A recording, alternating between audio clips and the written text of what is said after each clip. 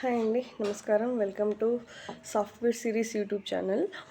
ఈరోజు ఏంటంటే టాపిక్ యాక్చువల్గా లేడీస్కి టూ మెనీ ప్రాబ్లమ్స్ ఉంటాయి కదా. అందులో ఒకటి periods, after marriage, child birth, తర్వాత బ్యాక్ పెయిన్, సిజరీన్ కానీ నార్మల్ కానీ ఏదన్నా కానీ నీ పెయిన్స్, జాయింట్ పెయిన్స్, ఇలా సో మెనీ ప్రాబ్లమ్స్ ఉంటాయి కదా. అందులో రెండిటి గురించి ఈరోజు డిస్కస్ చేద్దాం. కొంతమంది ఏమంటారంటే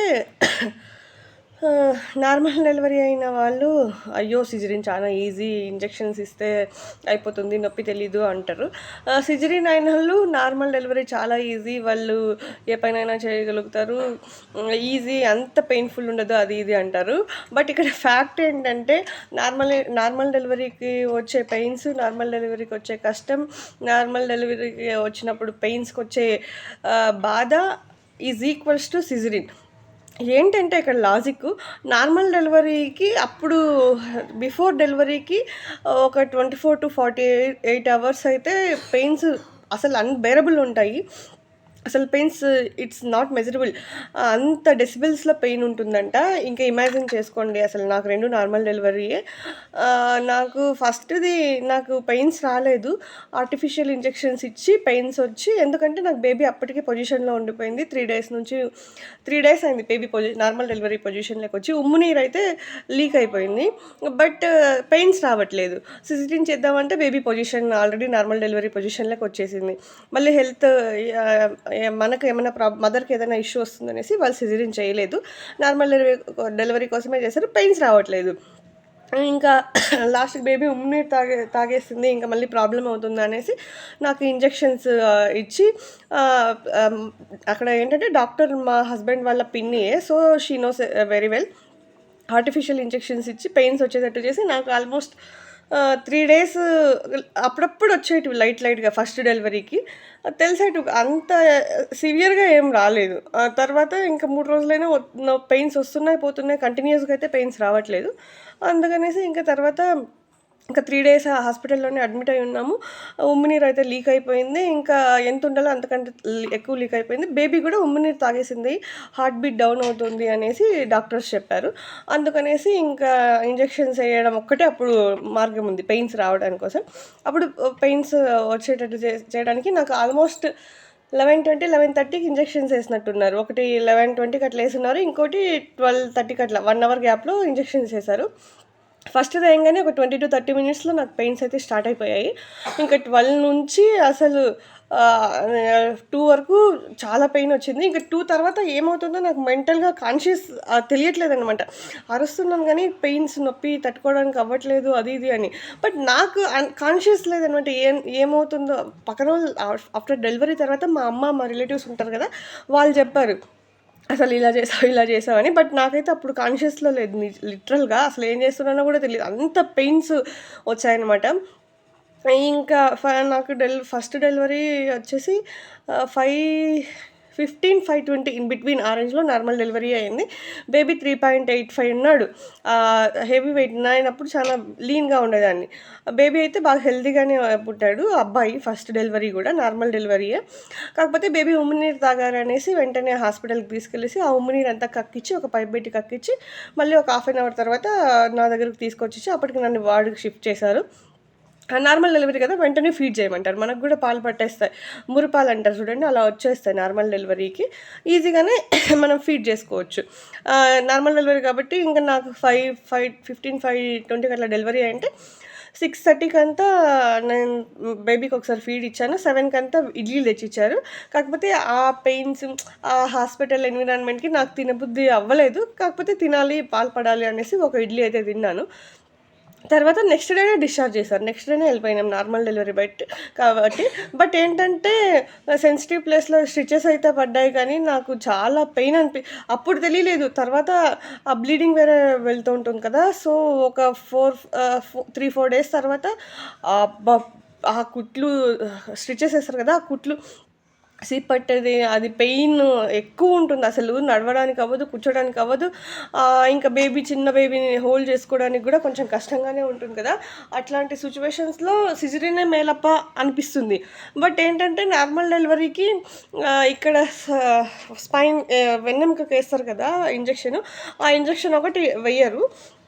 దానివల్ల నడుము నొప్పి రాదు అని అంటారు. బట్ నాకైతే 2 నార్మల్ డెలివరీలే అండి. కానీ బీభత్సంగా నడుము నొప్పి వస్తుంది.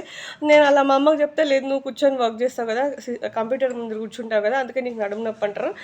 లేదు, నడుము నొప్పి ఎప్పుడు ఎవరికైనా వస్తుంది. నార్మల్ డెలివరీ వాళ్ళకైనా వస్తుంది, సిజేరియన్ డెలివరీ వాళ్ళకైనా వస్తుంది. ఇది నార్మల్ డెలివరీ వాళ్ళ ప్రాసెస్. ఇంకా సెకండ్ అయితే నాకు బేబీ ఫస్ట్ బేబీకి సెకండ్ బేబీకి 5 years. ఫస్ట్ బేబీ వచ్చేసి 2018 బార్న్ అయితే, సెకండ్ బేబీ వచ్చేసి 2024 born, last before year born, జనవరిలో. సో అంత అంటే మేము వద్దనుకున్నాం యాక్చువల్గా. తర్వాత మా హస్బెండ్, మా అత్తయ్య వాళ్ళు ఇంకో బేబీ గర్ల్ ఉండాలి, బేబీ బాయ్ కానీ బేబీ గర్ల్ కానీ అనుకున్నాం. బేబీ గర్ల్ అని ఎక్కువ ఎక్స్పెక్టేషన్స్ పెట్టుకున్నాం. మా హస్బెండ్కి చాలా ఇష్టం బేబీ గర్ల్ అంటే. నాకేమో బాయ్సే ఇష్టం, టు బీ హానెస్ట్. లోపల ఒకటి పెట్టుకుని బయట ఒకటి మాట్లాడడం కరెక్ట్ కాదు కదా. సో టు బీ హానెస్ట్, నాకు బాయ్సే ఇష్టం. నేను సెకండ్ కూడా బేబీ బాయ్ రావాలనుకున్నా. ఎందుకంటే మా నాన్నకు మేమిద్దరం ఆడపిల్లలు, మాకు తెలుసు ఆ స్ట్రగుల్స్ ఎన్ని ఉంటాయి అనేసి. అందుకనేసి మళ్ళీ మనకు ఆడపిల్లలు అయితే మళ్ళీ మన పేరెంట్స్ మన కోసం చేసిన సాక్రిఫైసెస్, మన కోసం పడిన బాధలు కష్టాలు మళ్ళీ నేను అనుభవించాలని నేను తీసుకోవాలనుకోవట్లేదు. అందుకనేసే నేను నార్మల్ డెలివరీ అనుకుని నాకు బేబీ కావాలనుకున్నాను. అండ్ ఒక నిమిషం, టీమ్స్లో ఎవరో పింగ్ చేశారు, సారీ, వర్కింగ్ కదా, సో ఇన్ బిట్వీన్ వస్తూనే ఉంటాయి. Apart for that, normal delivery వల్ల యూజెస్ ఏంటంటే, మెయిన్గా నాలాంటి వాళ్ళు ఫుడ్ ఈజీగా తినేయచ్చు. ఐ మీన్ టు సే, త్వరగా డెలివరీ అయిన ఒక 1 hourకి తినేయచ్చు, it's not a problem. And water సఫిషియెంట్గా తాగొచ్చు. అండ్ బేబీకి మిల్క్ కూడా మనకు తొందరగా వస్తాయి కాబట్టి బేబీకి ఆకలి కూడా తీర్చిన వాళ్ళు అవుతాం. బేబీ కూడా ఎక్కువ ఏడ్చదు మోర్ ఓవర్. ఇంకా ఇంకోటి ఏంటంటే, నార్మల్ డెలివరీ వల్ల ఓకే, కంపేర్ టు సిజేరియన్ తొందరగా హీల్ అవుతారు. బట్ కాంప్లికేషన్స్ ఏంటంటే, అదే అక్కడ సెన్సిటివ్ ప్లేస్లో స్టిచెస్ పడతాయి కదా, అవి కొంతమందికి ఈజీగా క్యూర్ అయితే, కొంతమందికి త్వరగా క్యూర్ అవ్వవు. అది సీప్ పట్టడం, మళ్ళీ హాస్పిటల్కి వెళ్ళడం, మళ్ళీ కుట్లేయడం, ఇలా జరుగుతూ ఉంటుంది. నాకు మరీ అంత ప్రాసెస్ ఏం అవ్వలేదు. బట్ నేను కూడా కొంచెం ఒక 10 to 15 days అయితే సఫర్ అయ్యాను. ఎందుకంటే సెన్సిటివ్ ప్లేస్, కూర్చోలేం, నడవలేం, బేబీ పాలు ఇవ్వాలంటే కూర్చొనే ఇవ్వాలి, అలా కాంప్లికేషన్స్ అయితే వస్తాయి.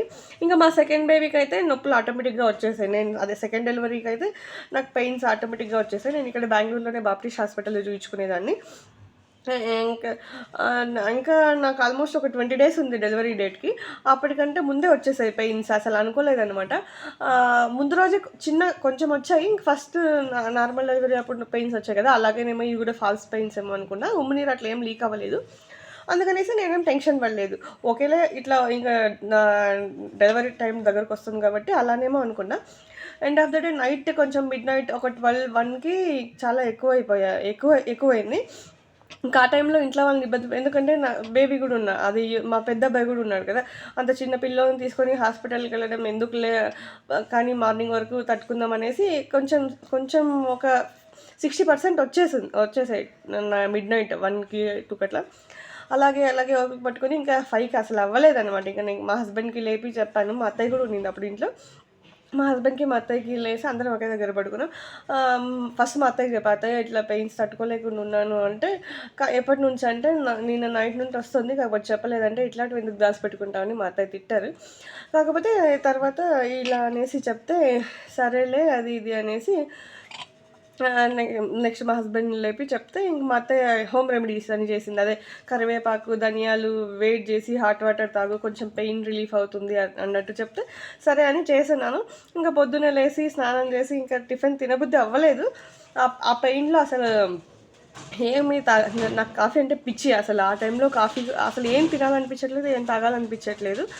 కానీ ఇంకా ఇంట్లో వాళ్ళ బలవంతం కోసం ఒక ఇడ్లీ తినేసి హాస్పిటల్కి అయితే బయలుదేరాం. మేము అప్పుడు మార్తల్లిలో ఉండేవాళ్ళం. మార్తల్లి నుంచి హెబ్బాల్లో బాప్టిస్ట్ హాస్పిటల్ ఉంటుంది, అక్కడికి రీచ్ అయ్యేపాటికి 45 minutes పట్టింది. మా హస్బెండ్ 4 ఇండికేటర్ వేసుకునేసి త్వరగా తీసుకొని వచ్చారు. మేము 10:45కి అట్లా 10:30-10:45కి అట్లా బయలుదేరితే 11th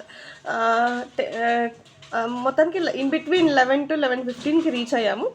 మేడం చెక్ చేసేసి ఓకే, ఆల్మోస్ట్ 5 points ఏమో ఓపెన్ అయింది, normal delivery within 1 or 2 hours delivery అవుతుంది అనేసి అడ్మిట్ చేసుకున్నారు.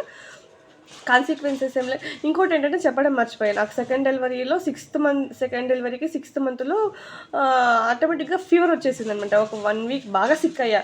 అప్పుడు నేను ఫుడ్ సరిగ్గా తీసుకోలేదు. ఇంకా వర్క్ చేస్తున్నదని ఇలా టెన్షన్స్ వల్ల నాకు షుగర్ అటాక్ అయింది. ఇంకా డెలివరీకి ముందు అదే 6th మంత్ నుంచి నేను 7 మంత్‌లో చెకప్‌కెళ్తే షుగర్ చాలా హై ఉంది.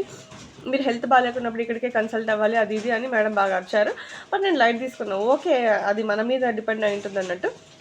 అలాగే టాబ్లెట్స్ షుగర్‌కి చెక్ చేపించుకోవాలి. షుగర్ డాక్టర్ వేరే ఉంటారు. స్కానింగ్ అది ఇది అని చెప్పి చాలా చెప్పారు. ఫస్ట్ టైం నేను తీసుకున్న. తర్వాత టాబ్లెట్స్ కూడా ఏమి వేసుకున్నా ఒక 15 డేస్. తర్వాత ఇంకా నార్మల్ అయినట్టు నేను ఫుడ్ అదే షుగర్ కంటెంట్ ఉన్నట్టు తీసుకోకుండా అలా అడ్మిట్ అయ్యాను. ఇంకా సరే అనేసి ఇంకా మేడం 12కి వచ్చేసి డ్రెస్ చేంజ్ చేసేసి ఇంకా అదే ఆపరేషన్ థియేటర్ అంటారు. Operation theatre in the sense delivery రూమ్‌కి తీసుకెళ్లారు. అప్పుడు ఇంకా పెయిన్స్ అసలు ఈవెన్ కార్‌లో వెళ్తున్నప్పుడు కూడా నిలిపి ఆగాక వస్తున్నాయి పెయిన్స్.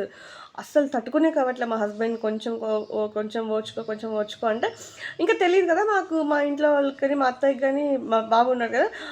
జస్ట్ ఏమోలే లాస్ట్ టైమ్ లాగా పెయిన్స్ ఏమో అన్నట్టు అనుకునేసి నేను మా హస్బెండ్ మాత్రం వెళ్ళాము. అక్కడికెళ్ళిన తర్వాత డెలివరీ ఇంకో 1 ఆర్ 2 అవర్స్‌లో అయిపోతుందండి. మేము 12కి అడ్మిట్ అయితే 1 ఆర్ 2 అవర్స్‌లో అయిపోతుంది డెలివరీ అని చెప్పారు. ఇంకా ప్రాసెస్ అంతా అయిపోయేసరికి 12:30 అయింది. 12:30కి డాక్టర్ వచ్చి చెక్ చేసి ఇంకా అదే బ్రేక్ చేస్తారు కదా! వాటర్ బ్రేక్ చేసేసారు. వాటర్ బ్రేక్ చేసి ఇంకా లోపల ఏదైనా ఫుడ్ తింటాం కదా! అది వేస్టేజ్ ఏమైనా ఉంటే బయటకొచ్చేసేకి టాబ్లెట్ ఇచ్చారు.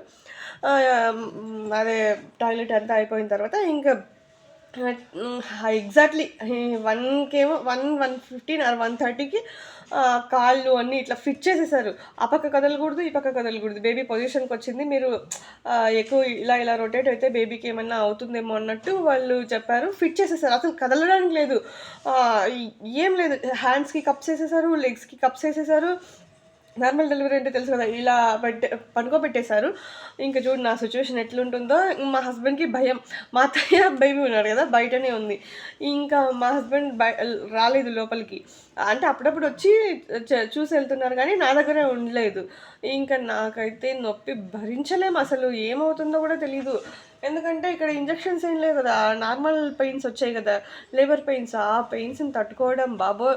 అసలు ఇంక ఈ ఆడ జన్మే వద్దురా, అసలు ఇంక ఈ జన్మే వద్దురా అనిపించింది. అంత సివియర్ పెయిన్స్ వచ్చాయి. కాకపోతే ఇంకా దేవుడి దయ వల్ల కట్టరమ్మని మేము బాగా నమ్ముతాము. ఇంటి దేవుని సోమేశ్వరం స్వామి కూడా బాగా నమ్ముతాము.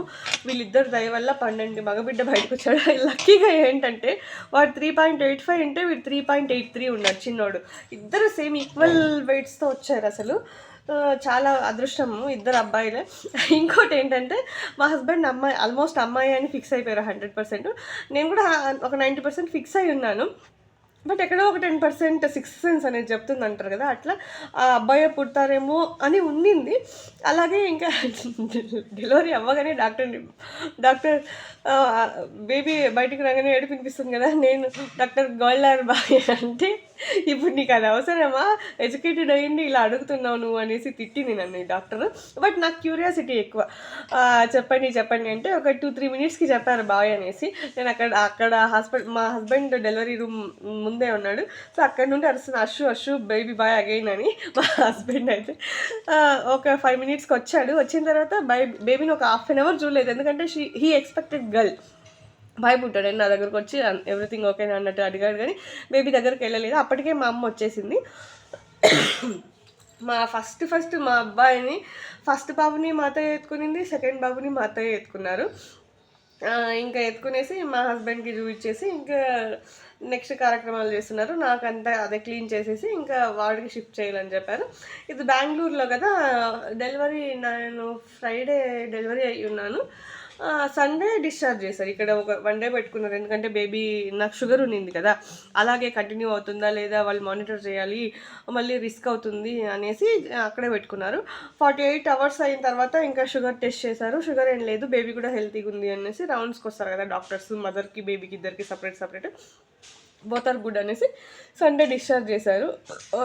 అంటే ప్రాసెస్ 12కి అట్లా అయిపోయింటే అంతా అక్కడ బిల్లులు అమౌంట్ అంతా ఆపరేషన్‌లో తక్కువే అయిందండి.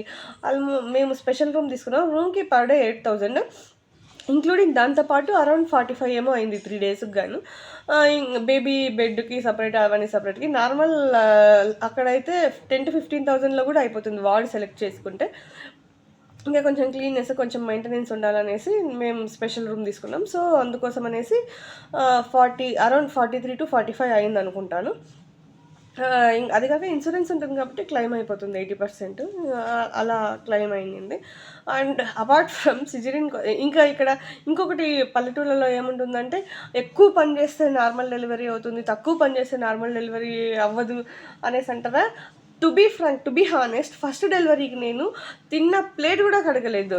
ఎప్పుడు 5th month నుంచి నేను మా అమ్మ వాళ్ళ ఇంట్లోనే ఉన్నాను. డెలివరీకి వెళ్ళి ఒక్క పని చేయలేదు. అందరూ అన్నారు నీకు సిజరీన్ అయ్యేది, నీకు నార్మల్ అవ్వదు, అది ఇది. ఫేట్ అండి, అంతా దేవుడు రాసి పెట్టేసి ఉంటారంటారు కదా, అట్లా దేవుడు తలుస్తే అదే జరుగుతుంది. అలా అయింది. మా చెల్లికి కూడా 2 సిజరీన్లు, 2 అబ్బాయిలే. దానికి కూడా ఆ పిల్ల చాలా కష్టపడుతుంది. ఈవెన్ స్టిల్ ఇప్పటికీ హార్డ్ వర్క్ చేస్తుంది. అట్లాంటిది ఆమెకు 2 సిజరీన్లు అయ్యాయి, ఇంకా నాకేమో 2 నార్మల్ అయ్యాయి. ఇంకోటి ఏంటంటే నేను సెకండ్ డెలివరీకి అసలు నేను వెళ్ళలేదు. మా హస్బెండ్ పంపివ్వలేదు, లేదు ఇక్కడే చూసుకుందాం ఇద్దరం అన్నట్టు ఇక్కడే ఉన్నాము. టిల్ నేను ఈ డెలివరీ అవుతుంది అని తెలియదు కదా. నేను ఆ రోజు కూడా లాగిన్ అయ్యి ఉన్నాను యాక్చువల్గా. హాస్పిటల్కి వెళ్ళి డిశ్చార్జ్ అయిన తర్వాత నెక్స్ట్ డే నేను మెటర్నిటీకి అప్లై చేసుకున్నాను. తర్వాత బేబీ ఉన్న తర్వాత మనం లీవ్స్ వాడుకుంటే కొంచెం బేబీకి మనకి ఇద్దరికి ఫైన్ అనిపిస్తుంది కదా, ముందే తీసుకుంటే ఎందుకులే అన్నట్టు నేను డెలివరీ వరకు చేసుకున్నాను. వర్క్ ఫ్రమ్ హోమ్ ఉండేది, బట్ 2 days మ్యాండేటరీ అనేవారు. అప్పుడు నేను 9th monthలో కూడా వెళ్ళాను. పర్మిషన్ అడిగితే ఇవ్వలేదు అనుకుంటా. సో నేను వెళ్ళాను 9th monthలో కూడా. తర్వాత నేను డెలివరీ అయిన తర్వాత మెటర్నిటీకి అప్లై చేసుకుని మెటర్నిటీ లీవ్స్ తీసుకున్నా. 1 month మెడికల్ సర్టిఫికేషన్ చూపిస్తే ఇంకో 1 month ఎక్స్టెన్షన్ ఉంటుంది. మాదే మీరు వీక్ ఉన్నట్టు అటు ఏదైనా ఉంటే ఇస్తారు. 6 months అయితే పెయిడ్ లీవే ఉంటుంది. యాజ్ యూజువల్గా మీకు ముందు ఎంత వస్తుందో అంతా ఇస్తారు. 6 months పెయిడ్ లీవ్ ఉంటుంది. ఇంకా 1 month మెడికల్, మీకు ఏమైనా ఇష్యూ ఉంటే మీరు సర్టిఫికేట్ సబ్మిట్ చేసుకుంటే ఇంకో 1 month ఎక్స్టెన్షన్ వస్తుంది. 7 months ఇస్తారు. అది మీరు డెలివరీకి ముందైనా తీసుకోవచ్చు, డెలివరీకి తర్వాత అయినా తీసుకోవచ్చు. అది యువర్ విష్. అదే ఇప్పుడే తీసుకోవాలి అప్పుడే తీసుకోవాలి అన్నట్టు ఏముండదు. సో అది టోటల్గా మన మీదనే డిపెండ్ అయి ఉంటుంది. ఇదంతా నార్మల్ డెలివరీ గురించి. నార్మల్ డెలివరీ గురించి 17 minutes అయిపోయి. సిజరీన్ గురించి ఇంకో వీడియో చేయాలేమో నేను. అండ్ ఇంకొకటి ఏంటంటే నార్మల్ డెలివరీలో కూడా నాకు బ్యాక్ పెయిన్ అయితే ఎక్కువగానే వస్తుందండి. ఇక్కడ ఎవరైనా నార్మల్ డెలివరీ వాళ్ళు ఉంటే బ్యాక్ పెయిన్ మీకు వస్తుందా రాదా ప్లీజ్ కమెంట్ చేయండి. నాకెందుకు తర్వాత ఫ్యామిలీ ప్లానింగ్ ఆపరేషన్ అంటారు చూడండి, ఈ డెలివరీల కంటే అది ఇంకా 100% పెయిన్ఫుల్గా ఉంటుందండి. లైవ్లో చేశారు. నాకైతే అవి రాడ్స్ ఉంటాయి కదా, దాదాపు ఇంట్లా ఉంటాయి, 3 రాడ్లు ఇట్లా కూర్చుతారు ఇక్కడ పొట్ట దగ్గర కూర్చి పేగుని మనకు కనిపిస్తుంటుంది స్క్రీన్, ఇలా ఇలా చేస్తుంటారు. అమ్మో హారిబుల్ బాబు. అందుకే నాకు వద్దురా అయ్యా, ఆడపిల్లలు వద్దు, ఆడ జన్మ వద్దు అనిపిస్తుంది. చాలా చాలా హెక్టిక్ ఉంటుందండి. అసలు చాలా నేను ఎక్కువ బాధపడింది భయపడింది డెలివరీ టైంలో కంటే ఈ ఫ్యామిలీ ప్లానింగ్ ఆపరేషన్లోనే చాలా బాధపడ్డాను. చాలా పెయిన్ అనిపించింది. అంటే అది ఒక 3 days ఏమో 3 days ఎక్కువ ఉన్నింది. ఒక 1 week తగ్గిపోయింది. ఫస్ట్ చేస్తారు చూడు, అప్పుడైతే అసలు ఆ పెయిన్కి అన్కాన్షియస్ అయిపోతాం మనం, అంత పెయిన్ ఉంటుంది అసలు. సిజరీన్ అయిన వాళ్ళకి ఆ పెయిన్లోనే చేసేస్తారు కాబట్టి వాళ్ళకేం అంత తెలియదు. నార్మల్ డెలివరీ వాళ్ళకు పేగు బలుస్తుందో ఏదో అనేసి చెప్పి వాళ్ళు ఒక 45 days to 60 days తర్వాత రమ్మంటారు. అప్పుడు వెళ్ళి మనం చేయించుకోవాలి. అందుకనేసి చాలా కష్టం అనిపించింది నాకైతే. చాలా పెయిన్ఫుల్ అని కూడా అనిపించింది. అండ్ మీ ఎక్స్పీరియన్సెస్, మీ డెలివరీలు ఎలా ఉన్నారు, మీ బేబీస్ హెల్తీగా పుట్టారా, మీకు ఏమైనా ఇంకా ఏ డాక్టర్ని కన్సల్ట్ అవ్వాలి, షుగర్ వస్తే కంటిన్యూ అవుతుందా, ఇవన్నీ కూడా. నాకైతే షుగర్ అయితే అటాక్ అయింది సెకండ్ డెలివరీకి, బట్ ఆ ప్రెగ్నెన్సీలోనే వచ్చింది, ప్రెగ్నెన్సీలోనే పోయింది. మళ్ళీ కంటిన్యూ అయితే అవ్వలేదు. కొంతమందికి థైరాయిడ్ బీపీ ఇలా వచ్చిన వాళ్ళకి కొంతమందికి కంటిన్యూ అయితే అయిందంట. ఈవెన్ మా అపార్ట్మెంట్లలో కూడా కొంతమంది చెప్తుంటారు మాకు అలానే ఉంది అనేసి. నాకు లక్కీగా ఏంటంటే వచ్చింది, తర్వాత 6th monthలో అటాక్ అయింది, డెలివరీ అవ్వగానే వెళ్ళిపోయింది దాంతోపాటు. Even good for me. And thanks. Please support and watch and comment. సిజరీన్ గురించి నెక్స్ట్ వీడియోలో చెప్తాను. నీకు ఎలా తెలిసి నీది నార్మల్ డెలివరీ కదా అనొచ్చు, బట్ నా చెల్లికి సిజరీనే కదా, సో నేను దగ్గరుండి చూశాను ఆ సిచ్యువేషన్స్ అన్నీ కూడా, అందుకనేసి నాకు తెలుసు. బట్ నార్మల్ డెలివరీ నేను ఫేస్ చేసింది కాబట్టి కొంచెం క్లియర్ కట్గానే చెప్పాను. బట్ సిజరీన్ కూడా అలాగే ఉంటుందని నా ఒపీనియన్. మీరేమంటారు కమెంట్ చేయండి. నెక్స్ట్ వీడియోలో సిజరీన్ గురించి చెప్తాను. Thanks for supporting. Please do watch, subscribe and let me know. Thank you.